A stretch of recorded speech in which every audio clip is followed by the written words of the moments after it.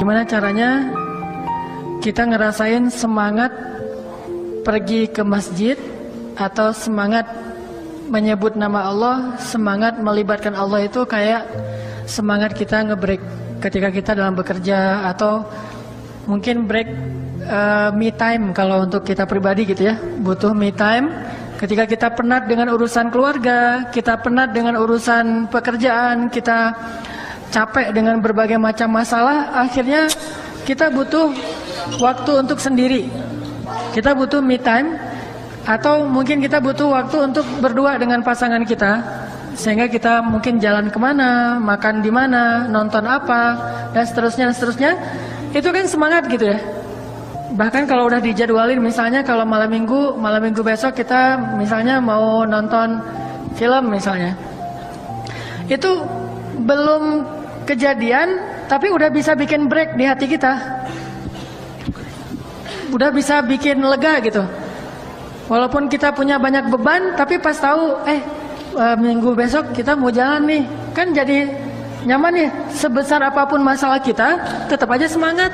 Kenapa bisa gitu? Karena kita nganggap nonton itu break, nonton itu refreshing buat kita, bisa benar-benar menyegarkan semangat kita. Atau kalau teman yang senang musik misalnya, gimana semangatnya kita misalnya pas tahu datang grup-grup musik idola kita.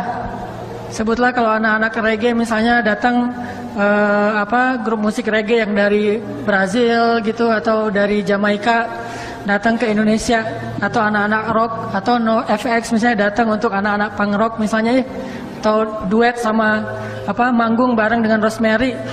Wah kan itu kan, wah kapan gitu ya. Terus beli tiket, udah gitu kita lihat tiketnya setiap hari, dilihat lagi tiketnya, padahal tanggalnya udah dihafal tapi masih ada dilihat-lihat terus. Kenapa? Karena kita ngerasa itu sesuatu yang benar-benar bisa nyelesain atau bisa menenangkan kita. Atau siang hari ketika malamnya kita akan nonton bola final Liga Champion antara Real Madrid melawan Manchester United misalnya. Siang itu kan kita udah nyiapin kopi, udah nyiapin kacang, udah nyiapin cemilan-cemilan, udah ngajak teman-teman kita kalau perlu nontonnya itu yang layarnya agak gede gitu. Nontonnya bareng-bareng, nggak akan tidur. Wah, kita udah planning, udah bikin rundownnya, udah bikin itinerary-nya, kita bakalan ngapain, sehingga siangnya aja kita udah semangat gitu. Padahal nontonnya masih ntar malam, tapi dari siangnya kita udah semangat. Dan kita akan ngelakuin hal-hal yang mungkin bagi orang ngapain sih gitu-gitu amat, bagi kita asik tuh. Kenapa? Karena kita nganggap itu sesuatu yang break, yang benar-benar ada semangat breaknya. Bagi kita ada semangat seru, nyantai, asik, nyaman buat kita. Orang nonton Persib misalnya, sebagai orang Bandung kan, kalau Persib lagi main, apalagi lawannya tetangga misalnya kan nih, wah itu kan semangatnya semangat perjuangan 45 kan, rela mati itu. Udah gitu kita hujan, panas, nggak penting, nggak ada cerita kenapa nggak ikut nonton Persib, hujan, itu nggak pernah dengar kan? Malu malah kalau dia ngomong nggak nonton Persib gara-gara hujan. Jadi nggak ada alasan hujan. Walaupun sholat di masjid itu sebetulnya hujan itu alasan yang dibolehkan dalam agama untuk tidak ke masjid loh. Ada nggak alasan bagi teman-teman bobotoh hujan nggak perlu nonton di stadion, nonton di rumah aja? Nggak kan? Saking luar biasanya semangat kita untuk nonton di stadion bola. Jadi hujan malah makin seru, makin hujan itu makin keren gitu. Hujan tiketnya habis itu bukan masalah. Mau hujan, mau tiketnya habis, mau jalannya jauh dari luar kota dan segala macam, mau misalnya dihadang sama musuh atau apapun istilahnya, itu bukan masalah. Kenapa? Kita nganggap itu sebagai sesuatu yang seru buat kita. Bisa nggak kita punya semangat yang kayak gitu ketika kita mendengar suara azan? Atau yang paling dekat gini deh, bisa nggak ya setiap waktu azan itu semangat kita mendengar atau menunggu waktu azan tuh kayak semangat kita nunggu azan maghrib ketika sedang berpuasa? Tuh kan azan paling indah tuh kan azan maghrib ketika bulan puasa ya. Itu azan paling indah. Gimana pun muazinnya biasa aja, itu nggak masalah. Kalau azan yang lain kan kita kadang-kadang sok-sok mengkritik muazin gitu, muazinnya nggak enakan, saya malas ke masjid, alasannya muazin. Tapi kalau buka puasa, mau muazinnya kakek-kakek, anak kecil yang baru belajar, Malah kita bersyukur kalau ada anak kecil yang iseng belajar azan jam 5 lebih dikit gitu, Allahu Akbar, wah buka gitu. Ada alasan. Nanti pas ternyata salah, ya nggak apa-apa, udah makan, alhamdulillah gitu kan. Azan paling indah itu azan maghrib ketika puasa, hari Senin, hari Kamis, bulan Ramadan, tanggal 9 Zulhijjah, itu azan maghrib terindah yang kayaknya yang nggak tahu saya doang atau teman-teman ngerasain juga. Saya mah ngerasain itu azan maghrib paling indah, ditunggu-tunggu gitu. Nih azan kok belum azan aja, padahal udah mau gelap nih. Lihat jam, dikit-dikit lihat jam, pengen banget azan. Begitu azan langsung, malah belum azan juga udah dipegang di sini nih. Begitu udah mendekati azan taruh di sini, pas azan langsung. saking udah nggak sabaran nunggu azan. Bisa nggak kita punya semangat menunggu azan yang kayak gitu, tapi untuk waktu-waktu yang lain? Menjelang zuhur, kok belum azan ya? Aduh, bentar lagi mau azan harusnya nih. Kok belum dikumandangin azan? Langsung wudu, datang ke masjid, nungguin. Bayangin, ada seorang tabi'in. Ini dikenal dengan istilah Sayyidut Tabi'in, pemimpinnya para tabi'in. Namanya Sa'id Ibnu Al-Musayyib atau Al-Musayyab. Sa'id Ibnu Al-Musayyib ini 30 tahun mendengar azan di dalam masjid. Maksud mendengar azan dalam masjid, dia tidak berkumandang azan di Madinah kecuali Sa'id ada di dalam masjid. Gak pernah ngedengerin azan di tempat wudhu tuh gak pernah. Apalagi di rumah, di tempat wudhu aja gak pernah. Selalu mendengar azan di dalam masjid. Begitu azan pasti ada Sa'id di dalamnya. 30 tahun. Dan 40 tahun sholat gak pernah melihat punggung orang. Artinya sholatnya di soft pertama terus, nggak pernah ngelihat punggung orang, nggak pernah di soft kedua, apalagi soft belakangan. 50 tahun sholat berjamaah di masjid dari takbiratul ihram bersama imam. Jadi 30 tahun azannya di dalam masjid, 40 tahun sholatnya di soft pertama, dan 50 tahun dia sholat selalu takbiratul ihram bareng dengan imam. Saking semangatnya Sa'id Ibnu Al-Musayyib untuk melaksanakan sholat. Bagi dia sholat itu udah mungkin bisa kita bilang kayak konser buat kita. Sholat itu sesuatu yang ditunggu-tunggu banget, dibela-belain. Bahkan mau bayar berapapun dia rela, yang penting dia bisa sholat tepat waktu dan berjamaah di masjid. Ini gimana sih punya semangat yang kayak gini? Sampai kita akhirnya bisa ketika mendengar suara azan itu bahagia gitu. Ketika menyebut nama Allah itu jadi tenang. Ketika disebut nama Allah kita dengar dari orang lain, kita jadi mantap. Innamal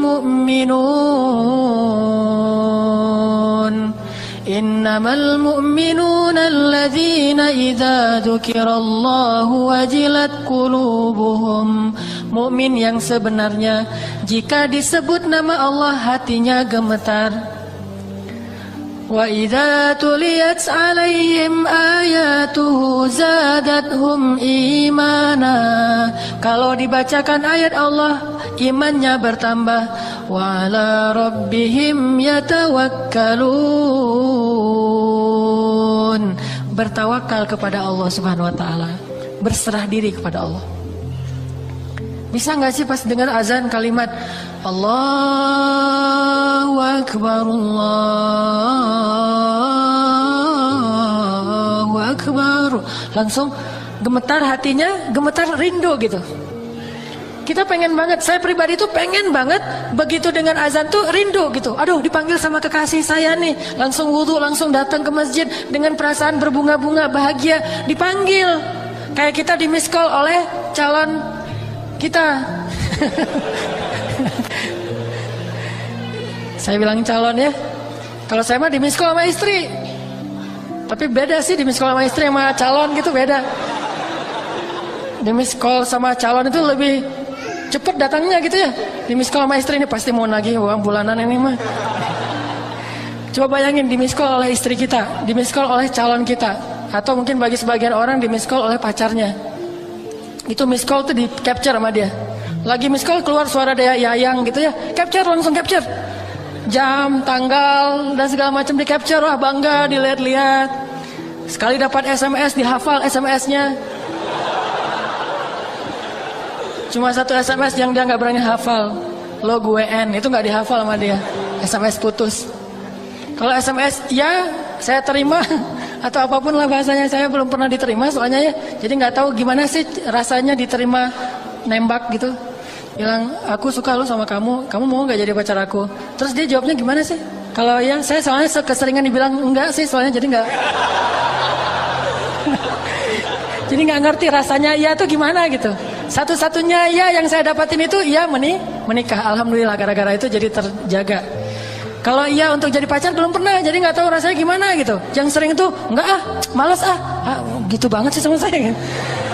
Jadi gimana bahagianya kita mendapatkan panggilan dari orang yang menurut kita cintai, kekasih kita, idola kita dan seterusnya. Bayangin nggak usah kekasih, idola kita aja nge-like postingan kita kan bahagia banget tuh. Ada 1000 like, 999 itu nggak berarti tanpa yang satu itu. Like dari idola kita banget gitu. Wah ternyata dia nge-like saya loh gitu. Langsung nunjukin postingan berikutnya apa? Like itu yang diposting gitu.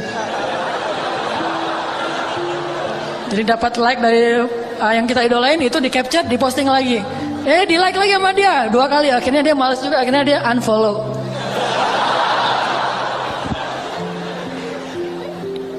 Gimana caranya biar kita bisa punya semangat kayak gitu? Ketika mendengar suara azan, pertama kita harus belajar butuh sama Allah. Karena kalau kita butuh, pasti kita akan nunggu-nunggu nih. Kalau kita ngerasa butuh sama Allah, pasti kita akan lebih ringan untuk datang kepada Allah. Analogi paling gampang tuh, saat kita dalam banyak masalah kan kita jadi gampang sholat ya. Kalau lagi banyak masalah, sholatnya khusyuk. Lagi banyak masalah, tahajud, berapa juz? 1 juz, aduh gak ada yang 2 juz ya. Gitu. Kalau lagi diputusin, nyari yang 2 juz. Kalau lagi nyambung, nyarinya yang 2 ayat. Gak ada yang 2 juz, saya lagi pengen yang 2 juz. Jangan yang 1 juz, di Al-Latif mah cuma 1 juz doang. Saya pengen yang 1 rakaatnya itu 3 lembar. Jadi 10 rakaat, 10 rakaat itu 3 juz, 30 lembar. Oh ada tuh, di mana? Di Mekah kata dia. Atau di Baghdad. Nah artinya kok bisa ketika kita lagi banyak masalah sholatnya ringan? Coba pas lagi banyak masalah pasti ke masjidnya rajin kan? Wudu langsung udah ada di masjid. Malah kita sering nunggu-nunggu muazin. Begitu muazin telat dikit aja langsung kita yang azan. Azannya baper lagi tuh. Hayalah sholahnya, hayalah sholah. Perhatiin gue dong gitu ya. Ya, hayalah sholahnya irama Kurdi, tapi Kurdi yang paling baper.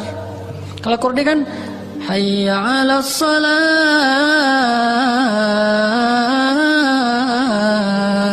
Ini lebih baper dari itu. Sampai ada serak-serak basahnya. Udah gitu saking bapernya panjang, keputus lagi napasnya, di akhirnya gitu.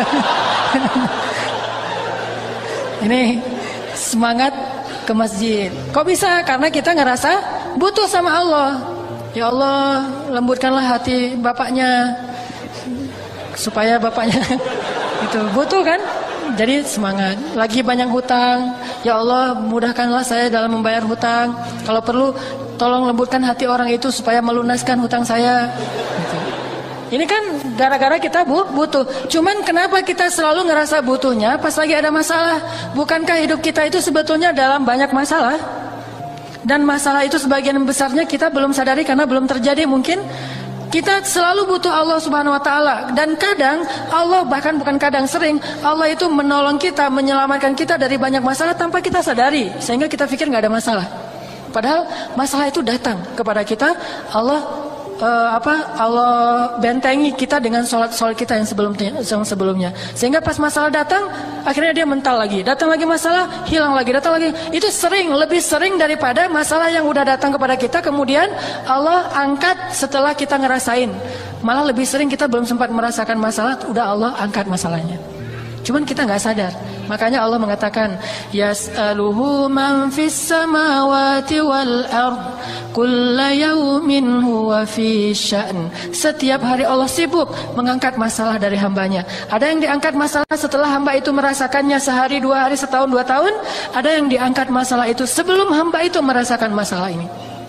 Jadi sering justru Allah itu sebetulnya menghindarkan kita dari masalah, menghindarkan kita dari kecelakaan, menghindarkan kita dari musibah, menghindarkan kita dari kerugian, menghindarkan kita dari sakit, penyakit.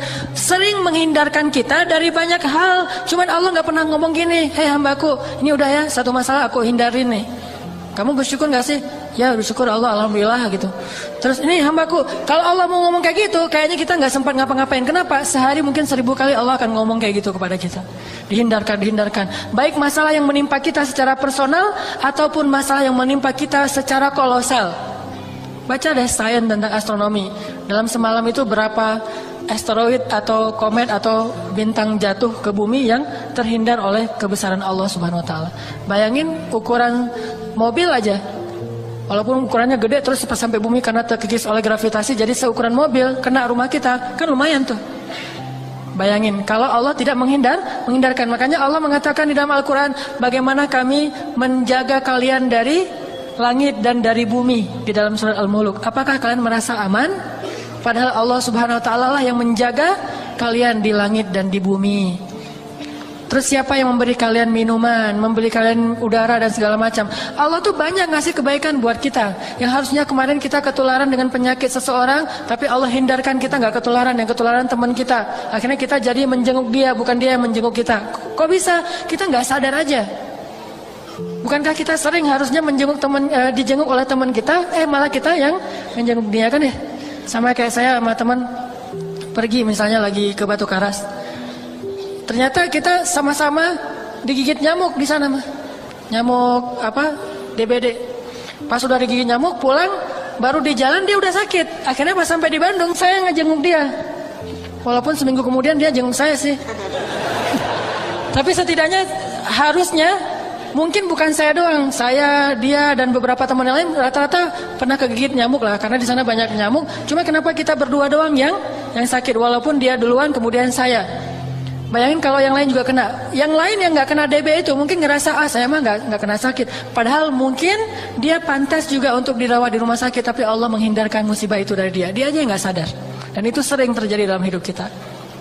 Maka kita harus selalu ngerasa butuh 24 jam dalam sehari, setiap detik kita butuh kepada Allah. Sehingga setiap kali Allah panggil, udah saya emang butuh sama Allah, udah datang ke Allah. Apalagi memang nyata-nyatanya secara zahir, emang kita punya banyak masalah. Wajah-wajah kita kan wajah-wajah bermasalah nih, banyak masalah gitu. Ketika kita lagi ngerasa sangat banyak masalah, maka sholat itu harusnya benar-benar jadi break kita dari masalah-masalah kita. Nggak nyaman hatinya, perasaannya, lagi tadi mungkin baru rame dengan pasangan, baru dimarahin sama orang tua, baru ada masalah sama teman, baru ngalamin sesuatu yang nggak nyaman. Hayalah sholat, udah datang aja ke Allah karena memang ngerasa butuh. Karena kita yakin begitu kita datang kepada Allah, kita libatkan Allah, Allah akan ikut menolong kita dalam masalah kita. Itu pasti. Tapi kalau kita nggak pernah ngelibatin Allah, nggak usah nuntut-nuntut Allah. Allah akan bilang, emangnya kamu ngelibatin saya? Bukankah kamu nggak pernah datang ketika saya panggil? Atau datangnya males-malesan, sekedar menunaikan kewajiban doang, dan itu juga belum tentu sah? Coba datang sebagai orang yang butuh kepada Allah, pasti kita akan ngerasa lebih nyaman, lebih semangat untuk sholat. Dan kalau perlu gini aja nih, begitu azan ingat masalah apa yang kita pengen, masalah mana yang kita pengen tuntasin dulu. Pas Allahu Akbar, Allahu Akbar, wah saya pengen lamar kerja, datang ke Allah, Allah saya pengen dapat kerjaan yang halal, udah. Besok Allahu Akbar, Allahu Akbar, saya baru ketemu cewek, cuma saya nggak tahu namanya, nyari di mana ya tanya ke Allah aja deh, gitu. Datang ke Allah, ya Allah, mudah-mudahan saya ketemu lagi dengan dia. Kalau kedua kali ini saya nggak akan sia-siakan nih kesempatannya nih, langsung PDKT kenalan gitu ya. Yang pertama tadi kan agak-agak jaim, ngeliat-liat sekali atau ngeliatnya lewat spion. Tapi kalau yang ini mah, wah udah nggak ada basa-basi, Neng, boleh tukar nomor HP gitu. Ya boleh, ternyata dia kasih nomor handphonenya, nomor handphone yang udah expired. Pas ditelepon nomornya tidak terpasang gitu ya. Jadi akhirnya nggak nyambung. Minta ke Allah, terus Allahu Akbar lagi. Saya pengen punya anak. Allahu Akbar lagi. Saya pengen apa gitu. Setiap Allahu Akbar minimal belajar ada pengennya dulu nih. Dan insya Allah selalu kita butuh Allah. Dan gak usah khawatir, pedagang banget sih, asal datang ke Allah minta sesuatu. Gak masalah, Allah itu suka dimintai, Allah itu suka dicurhatin, Allah itu suka kalau hambanya itu merengek di hadapan Allah. Istilah bahasa Arabnya itu ilhah. Allah itu suka kepada hamba yang suka ilhah, merengek. Allah gitu ngomong, ada apa ya abdi, ada apa? Allah, ini ada masalah dikit nih. Kenapa? Aduh, saya mah jerawatan, Allah gimana ya caranya? Ini bukan main-main ya. Kenapa? Karena Nabi bilang apa? Mintalah kepada Allah walaupun garam. Jadi kalau urusan sepele kayak garam aja minta ke Allah, apalagi urusan jerawat, kan itu lebih berbahaya itu. Menentukan nasib kita kan jerawat maya. Apalagi jerawatnya gede di hidung satu, di ini satu, kelihatan banget, kan menentukan nasib banget. Kamu orangnya jorok, nggak mau sama kamu kan gitu ya. Makanya jerawat itu bukan masalah sepele. Kalau garam aja kita minta sama Allah, apalagi bab jerawat. Allah, kenapa wahai hambaku pengen langsing, gitu. Pengen langsing minta sama Allah. Allah, kenapa hambaku pengen ada kumis, udah pakai wadoyok belum keluar juga, gitu. Minta sama Allah. Bukan kumis, mungkin janggut kali ya. Saya pengen ikut sunnah ya Allah, cuman saya mah bukan ingkar sunnah, memang nggak ada kumis ya Allah, udah nggak ada janggut, udah dikasih banyak segala macam kemiri, wadoyok, segalanya belum keluar juga sehelai gini ya Allah, malah jadi aneh gitu. Malah jadi aneh. Minta kepada Allah walaupun gak garam, tapi bukan bermain-main dengan Allah, karena kita ngerasa Allah mah tempat segala meminta. Semuanya ada di sisi Allah. Kebaikan itu ada semuanya di sisi Allah. Tabarakalladzi biyadihil mulk wa huwa ala kulli syai'in qadir. Ya ayyuhalladzina amanu ista'inu bis sabri was salah. Wahai orang yang beriman, mintalah pertolongan kepada Allah dengan sabar dan salat.